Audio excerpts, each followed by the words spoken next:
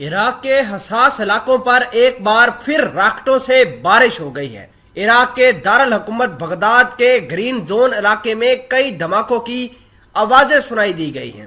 Reports کے مطابق عراقی میڈیا نے بتایا ہے کہ بغداد کے گرین زون علاقے میں متعدد دھماکوں کی خبریں موصول ہو رہی ہیں۔ گرین زون اور اس کے گرد و نواح میں 9 راکٹ گرے ہیں۔ یہ دھماکے بغداد کے گرین زون علاقے میں ایسے وقت پر ہوئے جب نئے عراقی صدر کے انتخاب کے لیے پارلیمنٹ کا اجلاس جاری تھا۔ تازہ ترین رپورٹس کے مطابق ان حملوں میں بہت سارے لوگ ہلاک ہوئے ہیں، بہت سارے زخمی ہوئے ہیں۔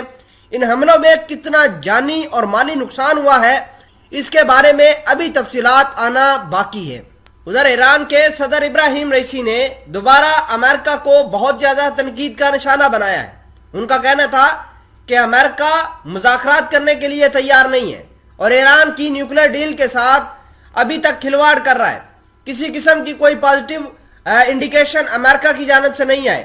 حالانکہ امریکہ جو ایران کے اندر احتجاج جاری ہیں وہ احتجاج جو ہے طول پکڑتے ہوئے جا رہے ہیں اور ان احتجاج کی مدد سے اب امریکہ احتجاجیوں کو سپورٹ کرنا شروع کر دیا ہے، جس کی وجہ سے ایران کے اندر اور زیادہ غم و غصہ پایا جا رہا ہے۔ عراق کی یہ گرین زون کے اوپر جو حملے ہوئے ہیں اس کا ذمہ دار ہو سکتا ہے کہ ایران ہو، لیکن ایران نے اس بات کی ابھی تک تصدیق نہیں کی۔ تمام تر چیزیں آج کی اس ویڈیو میں ڈیٹیل کے ساتھ ڈسکس کرنے کی کوشش کریں گے۔ چھوٹی سی گزارش ہے کہ آپ ہمارا یوٹیوب چینل حسنات ٹی وی کو سبسکرائب کر کے پاس موجود گھنٹی کے نشان کو دبا لیں تاکہ لیٹسٹ نیوز آپ تک بر وقت پہنچتی رہے۔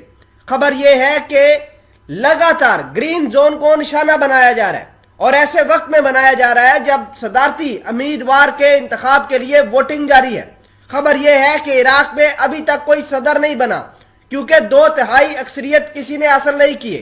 آپ کو یہ بھی بتا دیں کہ عراق کے اندر بیٹھ کر امریکہ ایران کے اندر احتجاجیوں کو بھڑکا رہا ہے، جس کی وجہ سے حالات روز بروز خراب ہوتے جا رہے ہیں۔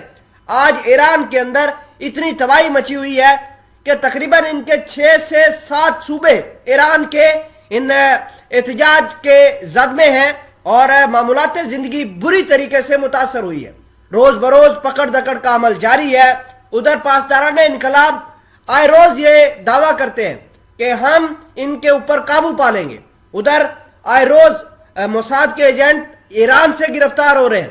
اس سے یہ بات صاف ظاہر ہوتی ہے کہ موساد اور امریکہ کس لیول کی تیاری کر کے ایران کو نشانہ بنا رہا ہے۔ صدر ابراہیم رئیسی نے آج اپنے خطاب کے اندر کہا کہ دشمن یہ چاہتا ہے کہ ایران سیکولر اسٹیٹ بنے، یہاں پر ویسٹرن کلچر ہو، اور امریکہ مذاکرات کو پروموٹ کرنے کی بجائے احتجاجیوں کو سپورٹ کر رہا ہے، جس کی وجہ سے ایران کے اندر حالات زیادہ بگڑ رہے ہیں۔